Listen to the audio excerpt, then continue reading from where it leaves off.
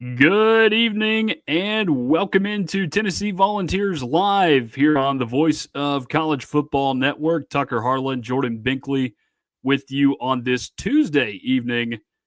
Happy to have you guys with us at a bit of a different time than usual. If you like what you see, please like, share, and subscribe to Tennessee at the Voice of College Football here on YouTube. Hope you guys had a wonderful Memorial Day weekend. I know I did. I was I was in the mountains actually in Colorado. I went to Denver uh, for the weekend. Got to see the Colorado Rockies play. That was fun. Getting to see Jordan Beck, former Tennessee Volunteer in uniform. Unfortunately, did not get to see Seth Halverson or Chase Dolander, but it was a good weekend to see them play. They're not a very good baseball team, but it was fun to get to see them and get to see the mountains too. I haven't been out there in a minute, but it's a cool place. Jordan, how was your Memorial Day weekend?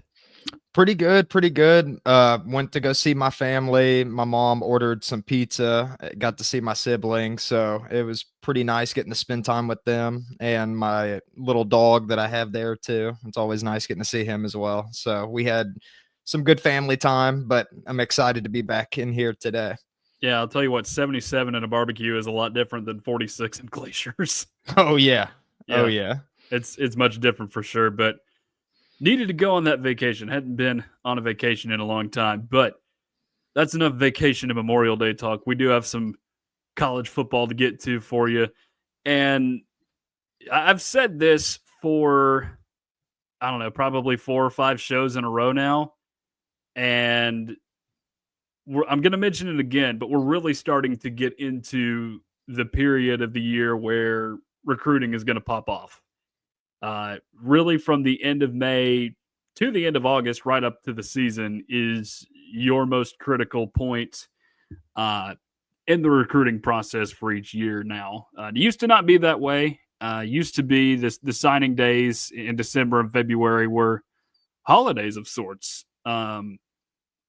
You hardly acknowledge them now just because all these kids commit in the summertime. But you know what? It's good for people like us who do sports talk in the summertime and need some things to discuss. And we have one to discuss for you this week, a commitment that is. 4-star edge rusher Zach Groves committed to Tennessee about a week ago today. Chose Tennessee over Ole Miss, I believe USC and Georgia were some prime contenders for Zach Groves. So big commitment for Tennessee. Second defensive lineman in this class now, and an in-state commitment as well. Yeah, I liked what I've seen from him. I got a chance to watch some of his huddle highlights earlier, and he seems like he could be a pretty decent player for Tennessee whenever he gets the opportunity. Like one thing that I noticed with him is that he was pretty good at getting off of blocks. Like there weren't many times where he was being held or even given the opportunity to be held. Um, he also didn't seem to like overshoot his gaps like too much. A lot of times, he was making tackles in the backfield, and it didn't matter if it was the quarterback with the ball or the running back. Like he could read the plays pretty quickly and be able to make a stop. And one thing that I saw interesting about him while we're on the topic of tackles for loss, his sophomore season, he actually had 27 and a half, Oh, wow. which That's a is huge pretty number.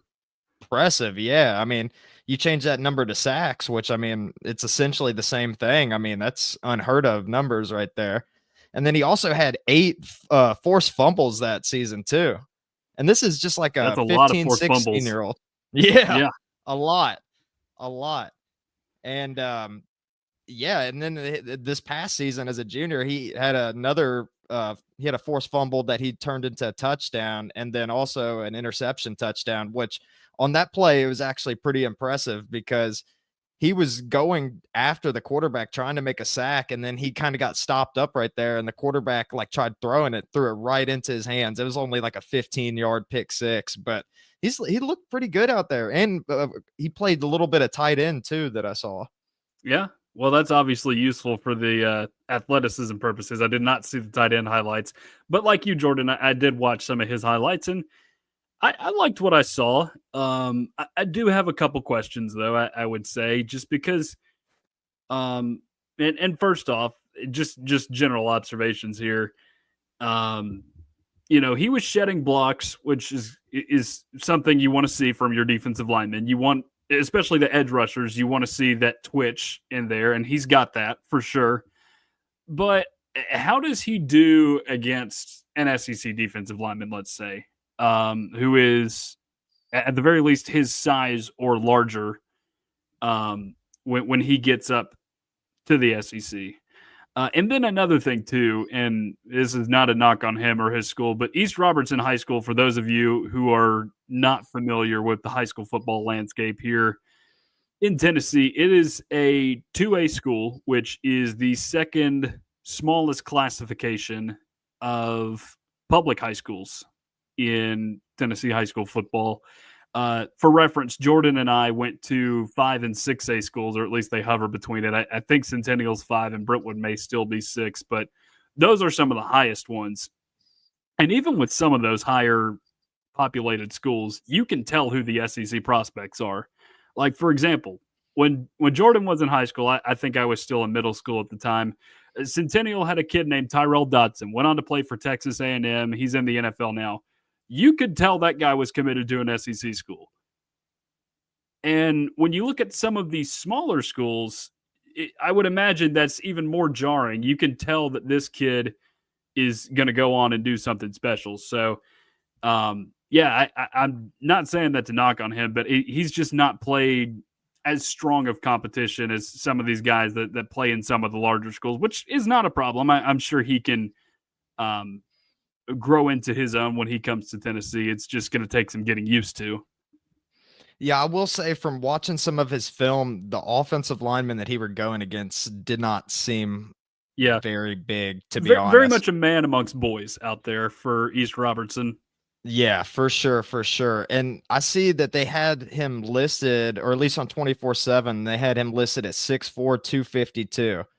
Now, I will say he did look bigger than a lot of the other players on there. I'm not sure if he looked quite that big. I don't know if those numbers are inflated or not, but I don't know if he looked a total 250. I saw on another website that he weighed about 220. I would say that's probably more accurate for his size. But I mean, yeah, like what he was able to achieve in high school. I mean, it seemed like he was really good at getting out of those blocks and everything. But like you mentioned, I mean, bigger offensive lineman in the SEC, significantly bigger. Like I'm talking like twice as big as a lot of these guys he was going against. So I'm sure it wouldn't be as easy for him to get off those blocks. But I mean, as long as his speed translates, I think he should be fine. But from a power standpoint, he might need to be able to get more bull rushing in, which I did not see. I don't know if you saw more, but I didn't see too much bull rushing from his film.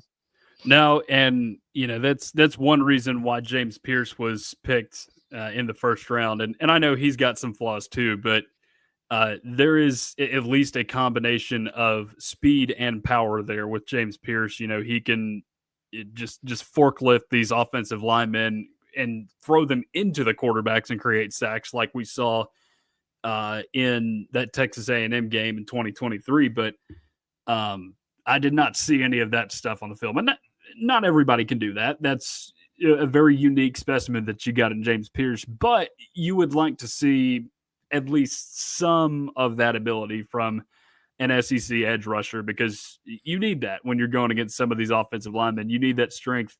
But again, I do really like the speed on this guy for an edge rusher, and that's important with them. And you mentioned the pick six earlier. I did see that. It was kind of thrown right to him. So, but I guess James Pierce also did have one of those against Iowa with what was buddy's name? Deacon Hill, the quarterback there, who was just just super large but very unathletic.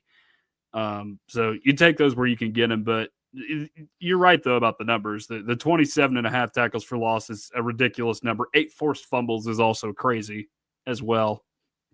Yeah, he definitely put up the stats, but like we mentioned earlier, like in a lower division of high school football, so it could be a little easier to inflate those numbers. But one thing else I saw interesting with him is like he lined up in 3-point stance a lot, but he also stood up, but I didn't see him drop back in pass coverage much. So even though that he stood up, I'm wondering how he is like dropping back, because I'm assuming that he's probably going to play a little bit more of an outside backer position. I know they have him listed as edge rusher. He can play D-line, but I don't know. I'm interested to see if he actually could go back and cover passes. I mean, he did have a couple interceptions and stuff, but the only one that I saw was that one from the pick six. And like you said, it was thrown right to him. So I'm curious, like, how he is dropping back.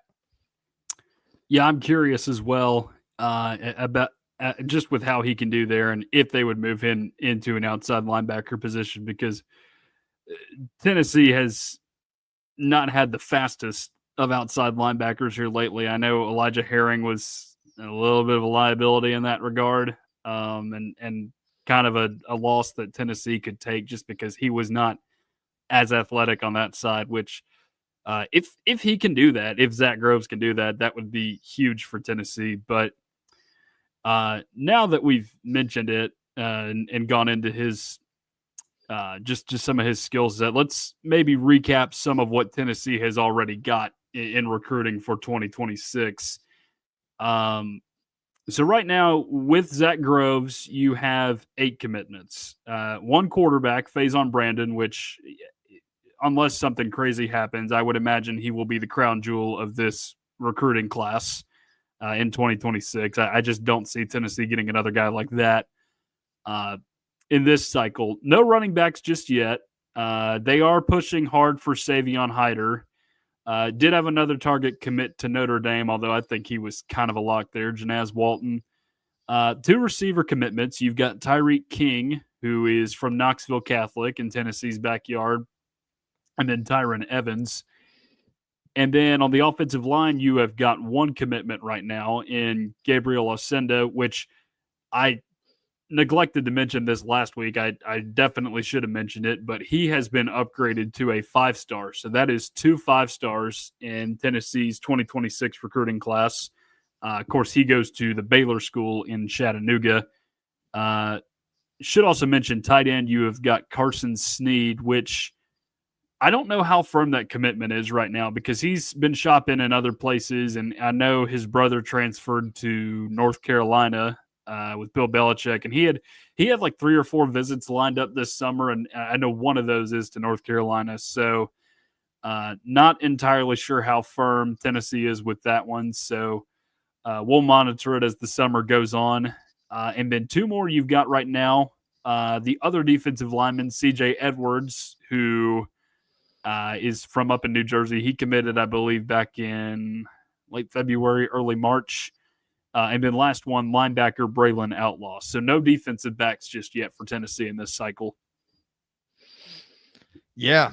So it's good. Like the Tennessee got another defender in this situation. Like we've seen Rodney Gardner time and time again be able to bring in good guys and plug them in wherever they need to be. And of course, we expect Tennessee to have a similar dominance from the defensive line this year, even without James Pierce. I mean, they've been able to plug in guys as it goes. So I'm sure that Zach Groves, I mean, he's going to be getting some of the best coaching in all of college football whenever he comes to Tennessee. And I think it's nice that Tennessee got another edge rusher on the roster. But it would be, I mean, with how thin the defensive back, I mean, I feel like we mention this all the time. Tennessee's been so thin at defensive back. It would be nice to see Tennessee start getting some more of those guys in the recruiting trail here soon, just to fill up the roster a little bit, because Tennessee's going to be having some players, especially at safety, or they're going to be playing a lot this next season, and they can't really afford any injuries from that standpoint. Yeah, and I'm sure they will. Again, you got, 2 or 3 more months really to get whoever you want in this recruiting cycle. Not to say that you can't get guys during the football season, but it usually kind of starts to wind down as football season begins with these guys. But I would imagine you'll get one sometime in the next couple months at DB and maybe a running back too. We'll see what Tennessee does there. And then a couple other things I wanted to mention with recruiting. This happened a while back. Tyson Bacon, the defensive lineman, he decommitted from Tennessee. He is not committed anywhere else, but it was one of those deals where you commit somewhere, you get a rise in your rankings. Suddenly, other people are interested in you that weren't before, and now you want to give them a look. So again, don't know how firm his commitment, or well, he's decommitted, but I don't know if he'll recommit to Tennessee. He is out of, I believe, Hoover, Alabama. And then one more that Tennessee is actually trending for right now is offensive lineman Kamari Blair, who is a 4-star tackle, and another guy from the mid-state as well. We just talked about Zach Groves, who committed to Tennessee. He is from Cross Plains, which is up in Robertson County, just north of Nashville. Kamari Blair, he plays for Kirkwood High School in Clarksville, so another mid-state guy. And it's interesting because it couldn't have been more than a month to maybe 5 or 6 weeks ago that Tennessee offered Blair a scholarship. Now he's not only listed them in his top options, but there was an event this weekend. I think it's 865 Live was the name of it. And I think that really made Tennessee a contender. I think he had a really good experience there just from some of the different recruiting services and their intel. So sounds like Tennessee may be getting another commitment on the offensive line soon. We just don't know when exactly. And that's another position of need as well. I mean, we've mentioned it a couple of times on the podcast over the past few weeks about how Tennessee's missing 4 out of their 5 starting offensive linemen from last season. So, of course, going to need to be filling depth on that end as well. Of course, Tennessee's got some people to be excited about this year, like with David Sanders coming in. We'll see how he ends up playing, if he ends up getting the start, which it's looking like he probably will at some point in the season. So it would be good getting another offensive lineman. And Osenda, too. I mean, we mentioned that he got bumped up to a 5-star recently, and he's a pretty big guy, too, Yeah. if I'm not I believe 6'7", 320 was the number on him. Yeah, and we're talking about someone that's like a junior in high school or just finished up like their junior year in high school. So, I mean, he's only going to get bigger, get better in shape. Really phenomenal size to be playing in the SEC. So if Tennessee can keep getting guys like him, which I know is like easier said than done, then I think Tennessee will be in good position moving forward. But it would be nice to see Tennessee be able to get some more studs on the offensive line, like tight ends, some of these defensive backs, something that we haven't really seen much from Tennessee in a while. Not at least not compared to years past. Yeah, and again, we'll find out with Carson Snead here pretty soon, I would think, how committed he is, because again, he is shopping elsewhere, and his brother just transferred out to North Carolina. But he was, I believe, the second commitment, either second or third commitment in this cycle, right behind Faison Brandon.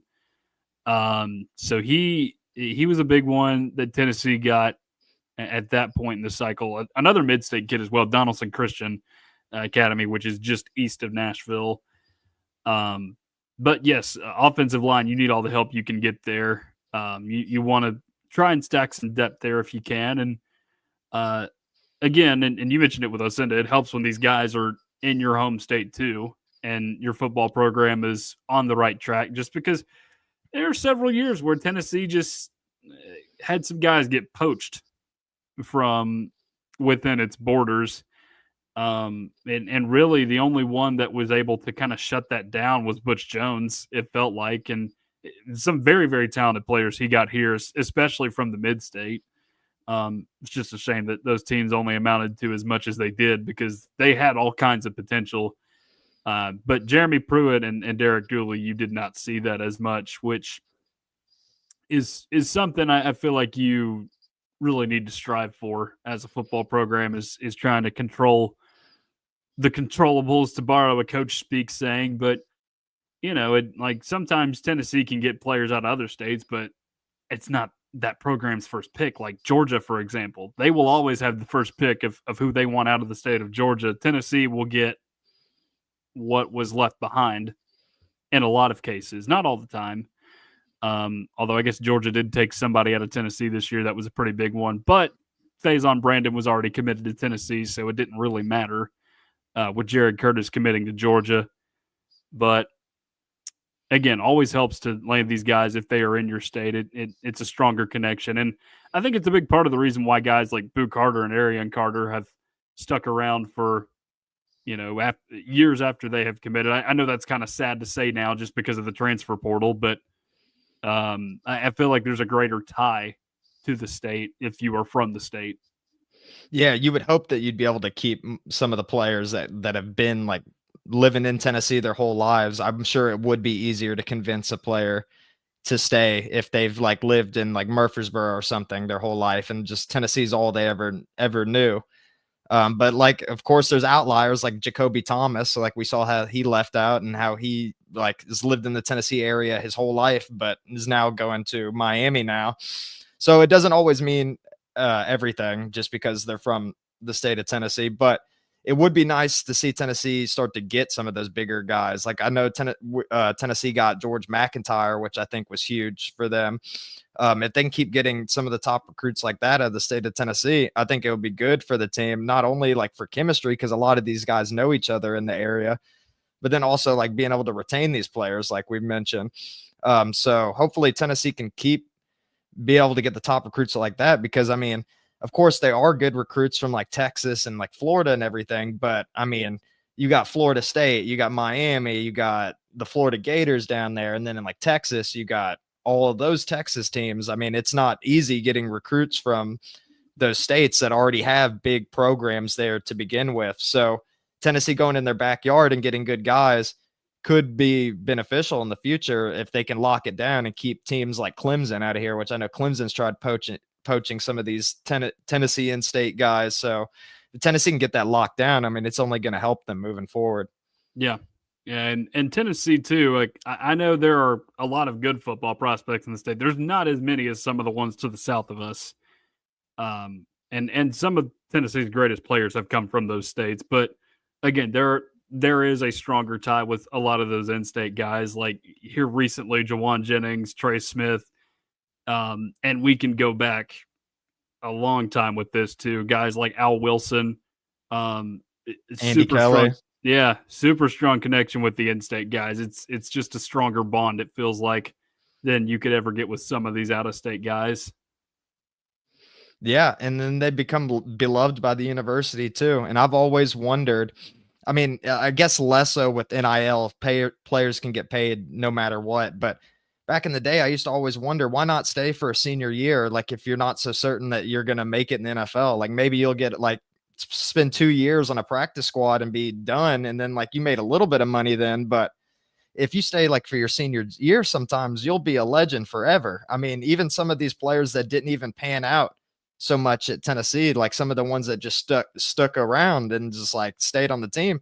I mean, they'll be able to get any free drink from any bar they want in the Knoxville area. Like I'm sure people just you get free things left and right, or at least that's what I would imagine. I mean, at least that's the way a lot of fans seem to treat a lot of these former Tennessee players, like putting them in high regard.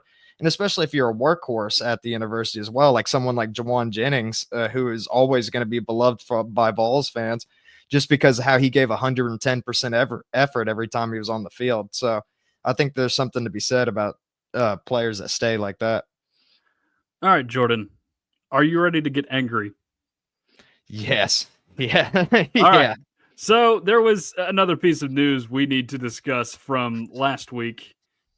And this is not specific to Tennessee. This is on the national scale of college football. So this broke, I want to say Thursday, maybe. The college football playoff is moving to a straight seeding format for its 12-team playoff, as opposed to the automatic bids that you saw last year. And let me show you guys what this bracket would have looked like in 2024. You're going to be very mad about this when I show it to you, because it deprived Tennessee from what would have been its first ever home college football playoff game. Look at that. Tennessee and SMU, the 7-10 matchup. So sad to see. Yeah. So go ahead. Because I was going to say, you would just have to assume that Tennessee would win in Neyland against SMU. Like that, you would assume that that would be an automatic win. So from a first round exit to probably a first round win, and then you got Georgia in the second round, which we all saw what happened to Carson Beck and his injury and everything. I mean, that Georgia game could have been a toss up too. And then, third round, Tennessee probably would have played against Ohio State, considering they still won the national championship. But I mean, a third round exit sounds so much better than a first round. And you'd be playing Georgia in the Sugar Bowl, which here's the thing. There are a lot of Tennessee fans that are upset by the fact that Tennessee has not been to a Sugar Bowl in a while, especially those of us who were around in the years when Tennessee was winning national championships or a national championship in 1998. But you know what I mean, when they were really competing for them back then. But they haven't gone in a long time to a Sugar Bowl. And you thought you were going to see one in 2016. You lose to Vanderbilt, you're suddenly in a Music City Bowl, which is a drastic change of scenery that Tennessee fans did not want in 2016. So you could have gotten that had you beaten SMU. And think about how cool that would have been, too. You get to host a college football playoff game. That's never happened last year, up until last year. And you have a chance to be one of the first schools to do that, which would have been super cool. But and it depends on who you talk to, depends on who you ask. But it took a year of seeing bad matchups to fix this, so to speak, fix this problem. And I'm not just saying this from a Tennessee perspective. You look at any postseason tournament, and you got to determine what you value. Do you value a great story, or do you value quality matchups? I think is the big thing you have to ask yourself. Like, for example, March Madness is one of the most flawless college or just postseasons in general in sports, I would say. I'm obviously a big fan of it, but there was this big complaint from national media types this year that not enough upsets occurred in the first round. The sport is dying, from a certain individual at ESPN. I'll let you figure out who that was. And it objectively is a little bit more boring in the first round when that happens. But in sacrificing a boring first round, you get some incredible matchups later on down the road. I know the Final Four was all one seeds this year, but just incredible matchups, all three of them that we saw this season. Whereas if you have a bunch of upsets in your first round, you then sacrifice better matchups in your later rounds. Let's just say, I don't know, what's a random mid-major? Canisius upsets Kentucky in the first round, and then suddenly they're stuck with, Oklahoma or somebody in the round of 32, and Oklahoma blows them out, because that's just what's going to happen. You're going to pay for that upset with a blowout game in a subsequent round somewhere. It's going to happen. It's unfortunate, but that's just how it is. The same thing is kind of true for college football. There's not really a whole lot of upsets going on, or at least just major upsets, because it's only 12 teams. But I felt like by placing Boise State and Arizona State in those automatic bids, and don't get me wrong, I love Cam Scadaboo and that whole story with Arizona State. Love Ashton Genty and everything he was able to do this year for Boise State. But, by putting teams like that in over some of the ones who have had more quality seasons in the lower seeds, just the at-large bids, if you will, you kind of ruin it. That whole second round, it felt like. I felt like, for the most part, outside of that Texas-Arizona State game, which really didn't get good until the later portions of the game, you just didn't have a great second round of the college football playoffs this year. And hopefully that's something that can change here. Yeah, and I mean it's cool and all, like seeing a good story, I guess, and like saying like Boise State gets a first round bye and everything like that. But I mean, it's still going to pan out the way that everyone anticipates it to more often than not. I mean, Boise State's going to get knocked out. Arizona State's going to get knocked out, just like how it was last year. So I mean, I guess on paper it seems cool at first, but like really, like you're going to get the same outcome at the end of the day. Regardless of how the schedule or the bracket got changed up this year, I still think Ohio State would have been the national champion. It just would have been a different route to get there. But I don't know. I'm glad that the NCAA has changed the brackets on here in the committee, because I think it makes more sense to go by a rank by rank basis. So that means like the top 4 teams would get the buys instead of the conference champions and stuff. And like some of these conference champions, they barely even made it there to begin with. So do they really deserve a bye week? I mean, not in my opinion. But hopefully the NCAA doesn't keep trying to change things up every year, because I heard that it's still on the table that there could be a 16 team playoff. And then it's like, what are we doing here? Just Shrink the game. yeah, like I Shrink mean, it. like what I mean, there's gonna be more injuries if they add more games. More people are gonna have career-ending injuries and never get to live up their potential. And plus, like as if you're a fan of stats like I am, and I'm sure most other people are, you don't want to see some of these stats tarnished by adding these additional meaningless games to begin with. And I mean, I'll probably get some flack for this, but I wasn't fully against the BCS system, and I know a lot of people did not like that during the time. But looking back at it, like what have we really gained with the college football playoffs and everything? I mean, bowl games seem to mean less and less each year. You were talking about the Sugar Bowl earlier. Do people even care if they win the Sugar Bowl this year? They're Well, they more do now because it's a part of the college football playoff. well, that's why. But the Sugar Bowl used to be its own thing. It used to be like a consolation prize. Like, you know what? You weren't national champions. Well, hey, at least I can hang my hat at home saying that I won the Sugar Bowl. But I mean, that doesn't really mean as much anymore. And that's one thing that I miss from college football. I hate having to go into every season being like, it's college football playoffs, national championship or bust. Like it would be nice to be happy with some of the smaller victories, but it's hard to do that. And especially when they have all these made up bowl games too that are coming out each year. Like all you have to really do is win like five games and you're in on some occasions. Yeah. In some cases, if you have the right academic progression rate, which by the way, I did see where Akron is now got a postseason ban because theirs was too low. I've never seen that before. Not that they were making it anyway, because Joe Moorhead has been terrible there. Wild to think that he was a half decent SEC coach at Mississippi State. I know they fired him after 2 years, but 14-12 at Mississippi State is not the worst you can do. I mean, look at where they are right now.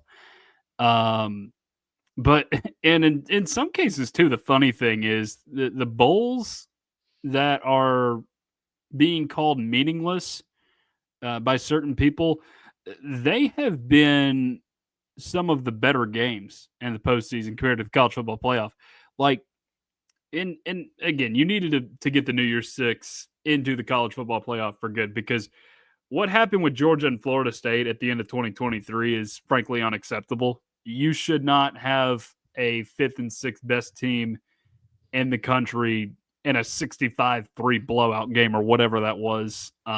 You should never see that in any kind of bowl game. But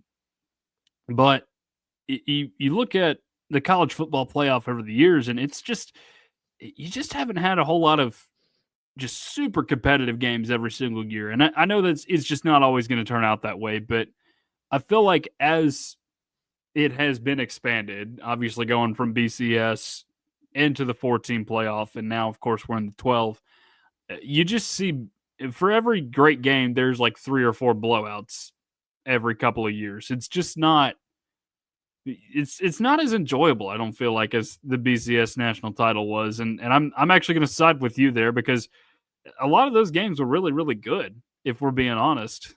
You had just some instant classics in those years, but now you'll have one, but it's only going to be every few years, and it may not even be the national championship game. Like, for example, 2022, you had 2 terrific college football playoff games. You had TCU beat Michigan, and then, of course, Georgia coming back and beating Ohio State.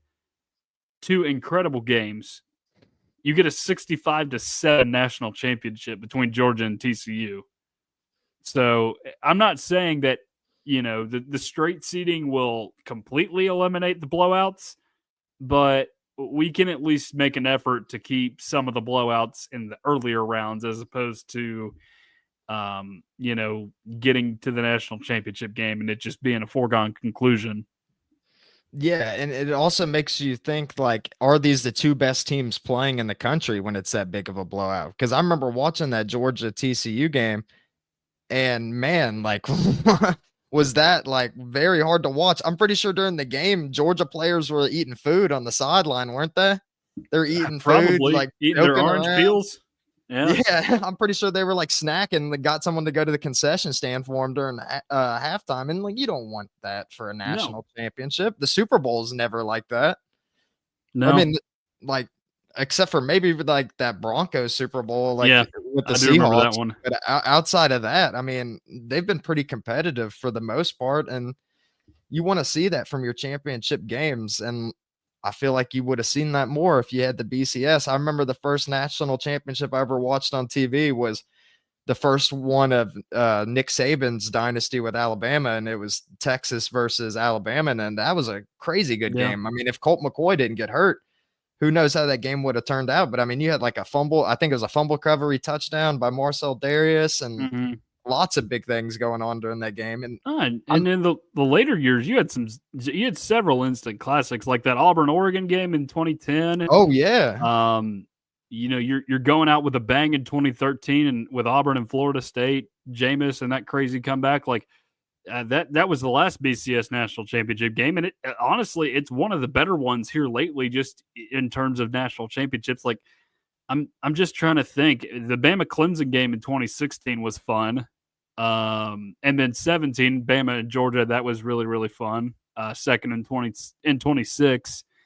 But outside of that, you haven't had very many close ones. And I think that um it does hurt the sport's popularity a little bit, among other things. I think there are bigger issues right now than playoffs, because there's obviously the transfer portal, which is unlimited free agency, and of course NIL and every kind of regulation or attempt to regulate that goes on, and it's part of what feels like a recurring debate every single year. They're talking about it right now in Destin at the SEC spring meetings. So, but yeah, you just got to find a way to make this postseason good, because I look around in major sports, both college and professional. We got the NCAA baseball tournament here starting up in about 3 days. That's a really fun tournament. You will have some blowouts at the beginning, and you might have an upset or two in the regionals. But overall, I think it's very well done. And obviously, there are some second chances involved too, like loser bracket games and whatnot. But that one's really well done. NFL playoffs are obviously great. NBA and NHL playoffs are also very good. NHL is very unpredictable.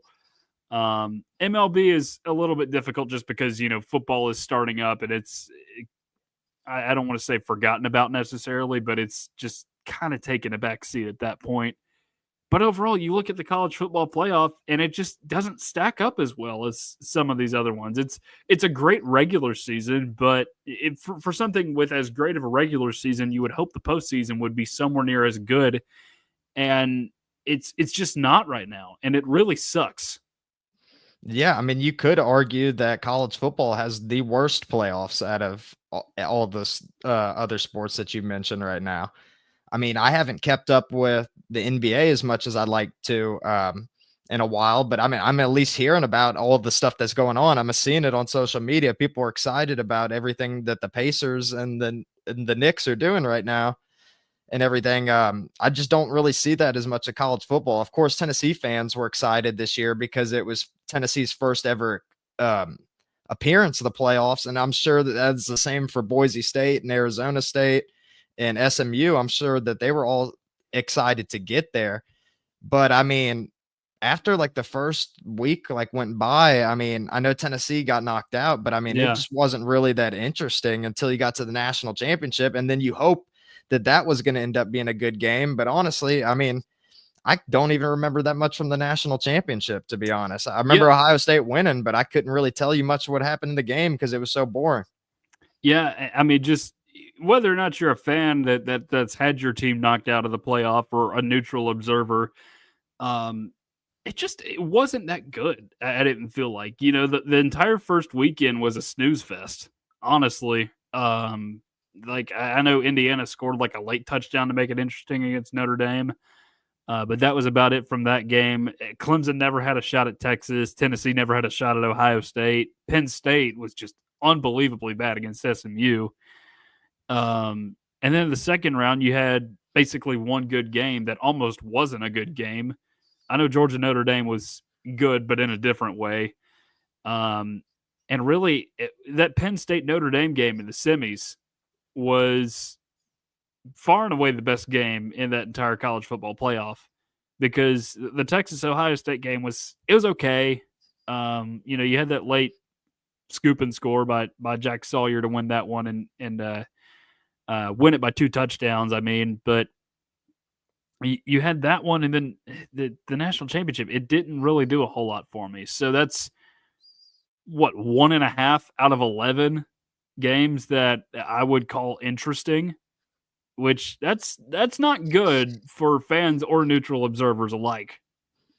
No, and speaking of national champions too, I mean, Ohio State lost to Michigan at the very end of the season. I mean, if this was the BCS system, Ohio State wouldn't even have been in the national championship, more than likely. They would have never gotten that opportunity to begin with. So that's another thing with the playoffs too. Yeah. Some of these teams that like, like they have a cup, even Notre Dame, even with their loss to Northern Illinois at the beginning of the year. I mean, you could kiss that season goodbye if this was like 15 years ago.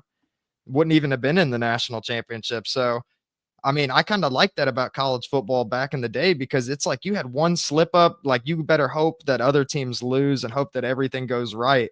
I mean, it really seemed like teams had to be perfect to be able to make it to the national champion. And I think that's what you want to see from a national champion too. You don't want a team that's like just like barely gotten by the entire season somehow wind up to be considered the best team in all of that given sport.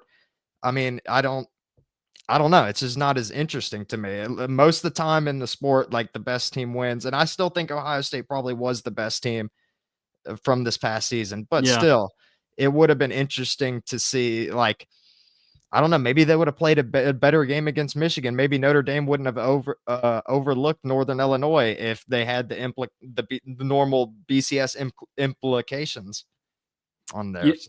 Yeah, that I think is something that you can argue both ways for, because Ohio State, both from just a performance perspective at the end of the year, and then just looking at the talent that they brought um, in the, I guess, 2024 offseason, they were the best team when they felt like it.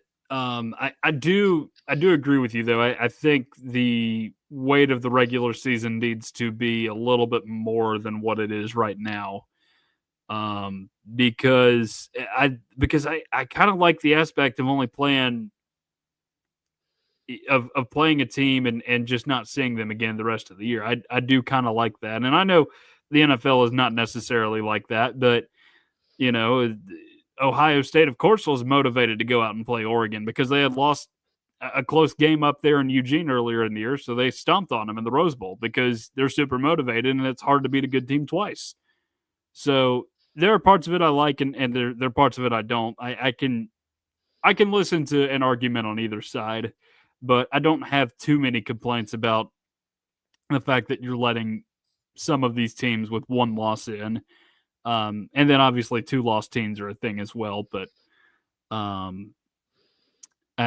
don't necessarily mind that as much, just because I can hear either side of it just fine. I feel like. I mean, but what if Clemson was to win the national championship this past season? Like, how chaotic would that have been? Yeah, and I get where you're coming from, but like that team was just not good enough to have done it. I don't feel like.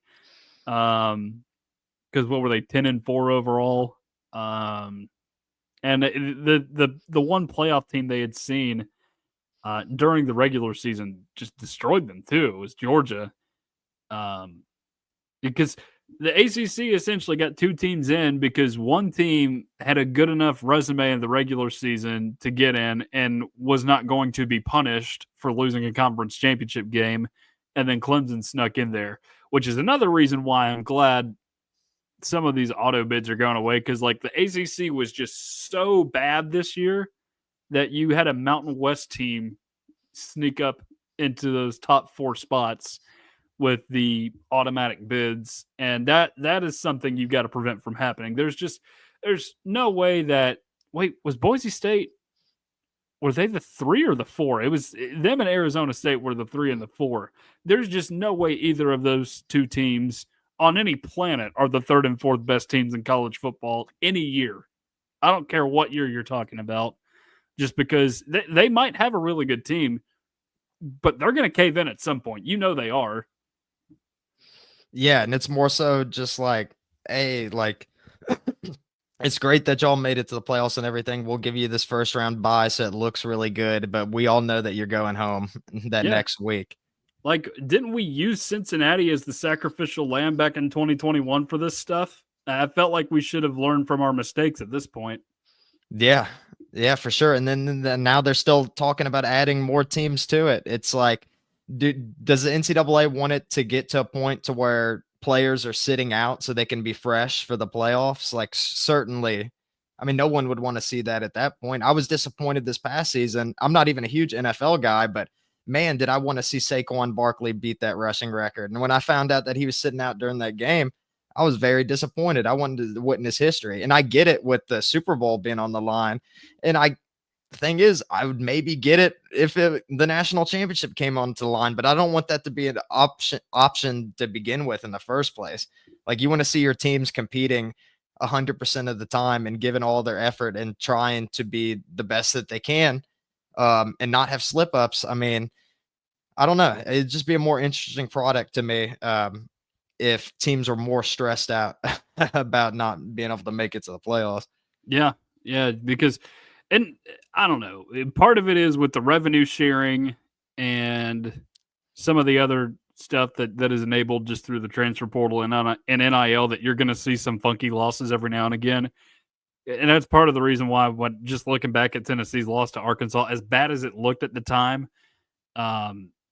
you're going to see some funky losses with some of this stuff coming up. It kind of, in a way, makes it more even, but it also doesn't too. I don't know how to explain it exactly. We're still kind of seeing the experimental phase of this, and we're going to see it more and more.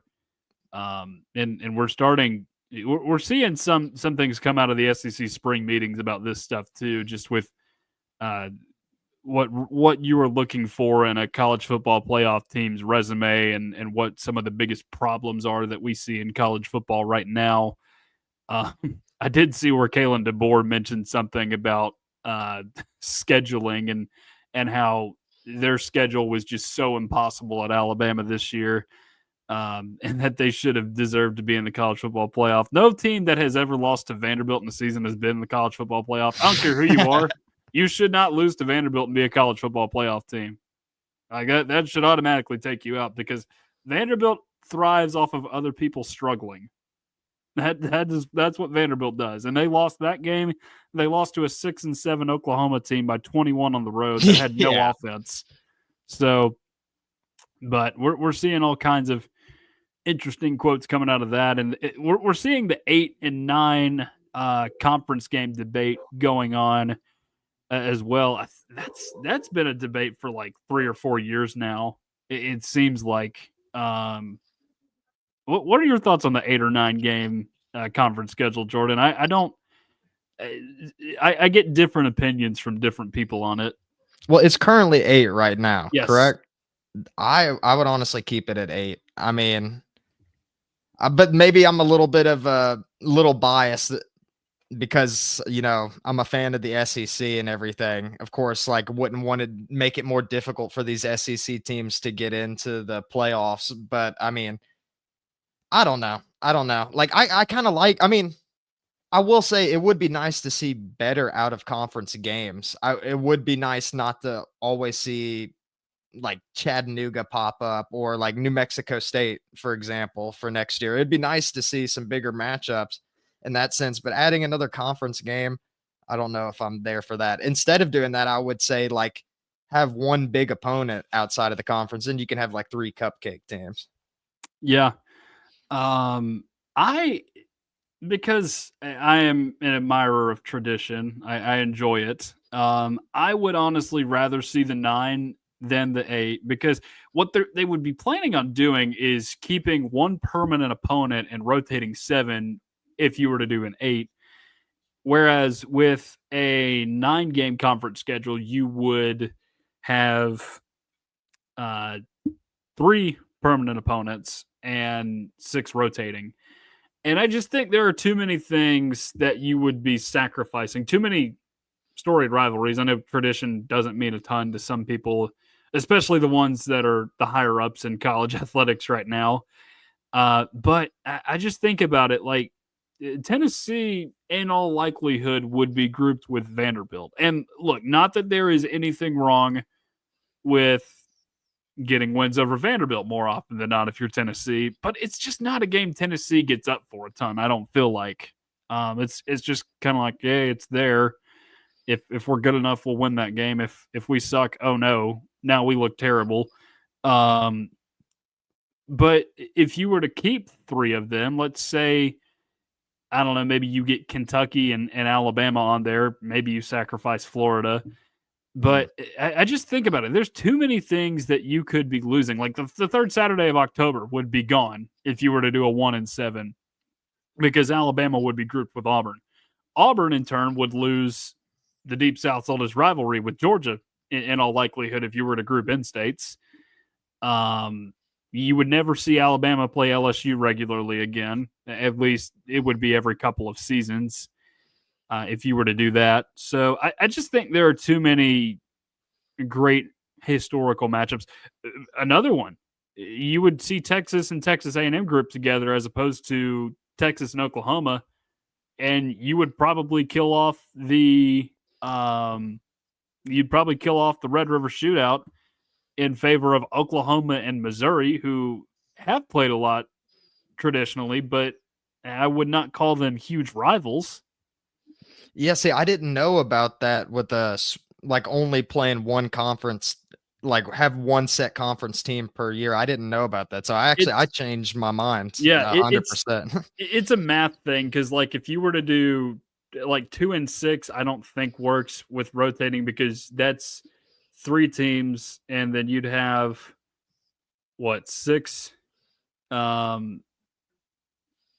Geez, there's a reason I didn't take up a career of any kind of math.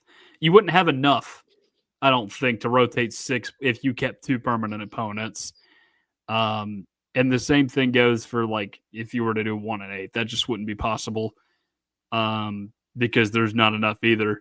So yeah, I feel like if you were to make a decision there, it moved to 9. And you mentioned this earlier too. Like I would be all for getting rid of the FCS games because. And not to say that the SEC should conform to the Big Ten, but I look at some of the rationale, like, seeing what they said this year on the committee to Cupcake Saturday being a thing near the end of the season in the SEC. And that's one of the big knocks I feel like on the league. Like I just know it always sucks being that one team, or I guess one of the 4 teams that plays each other that weekend in the SEC because you just know the rest of the league is winning 57-0 against Mercer. Because it's just not as fun that way. I don't feel like, and it's not as fun for fans either. I'm sure if you're a young parent, you want to get your kid to their first ever college football game, that's a good way to do it, and that's great. But to people that really enjoy the sport, I just don't feel like that is as fun. Um, it's not like, again, last year Tennessee played Chattanooga to open the season. That's not super exciting. Half your fans are gone by the middle of the third quarter because it's hot outside and you're up 57-0.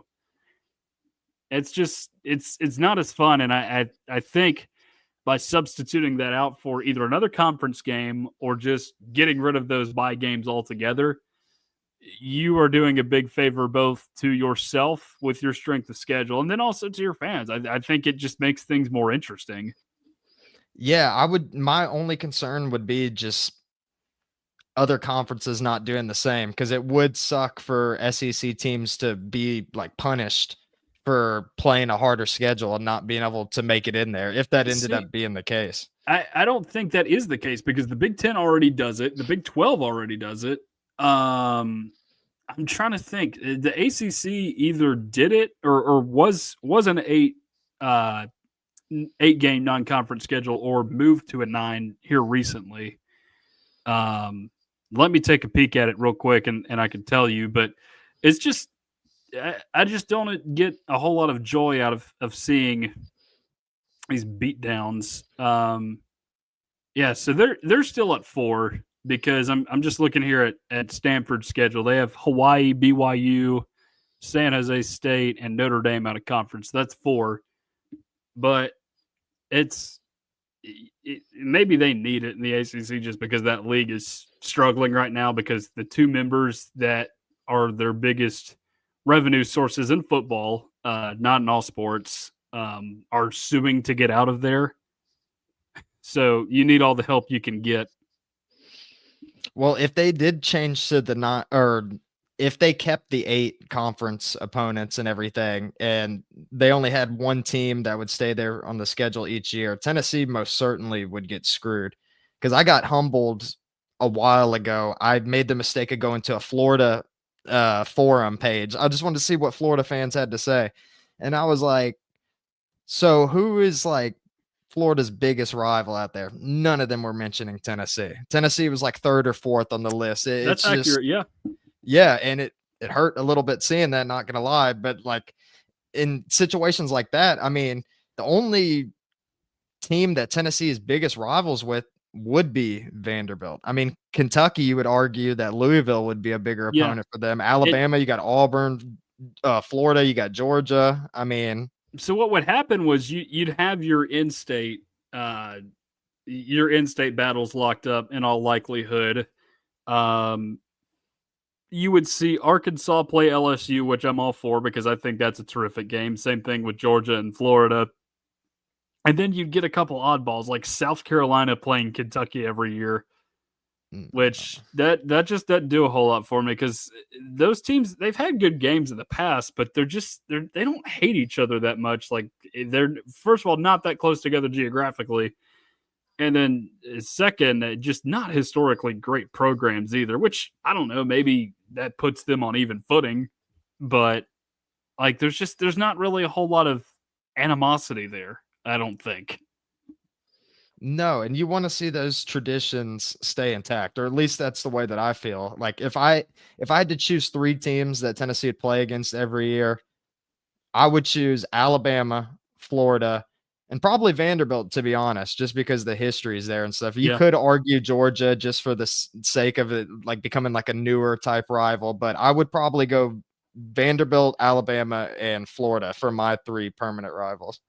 Yeah, and I think you could also make a compelling argument for Kentucky, or at least Kentucky fans would, just because I feel like that's who Kentucky hates the most in the SEC is Tennessee.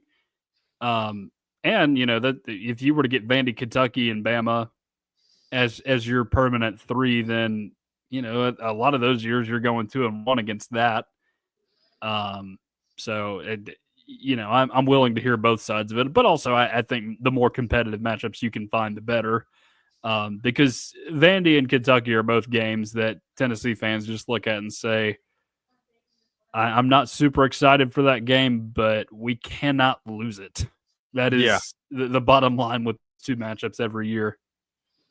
Yeah, honestly, it's a little stressful too when like Vanderbilt ends up doing better than expected throughout the season. Like I know I was a little bit nervous this past year with everything Diego Pavia was doing. I was like, man, Tennessee's gonna lose to Vanderbilt this year, aren't we? Mm-hmm. Never want to have that thought go through the No, back of your head. no, it's not. And I'm sure there are several other SEC schools that feel that way about another school in the league. But that's about all I got for tonight, Jordan. Do you have anything else for us? The only thing I was gonna say is we're gonna be on the same schedule for next week too, because I'm going to my best friend's wedding, and so There you I go. will be out of town. So we will be coming back to y'all at next Tuesday at 7 p.m. Central and 8 p.m. Eastern. So just throwing that out there. Well, we appreciate that, Jordan, and we appreciate all of you guys too for tuning in. Really helps us both to provide you guys content, but also just reach out to as many people as we can. And if you'd like to, please like, share, and subscribe to Tennessee at the Voice of College Football. Again, really helps us out. You can share this with a friend too.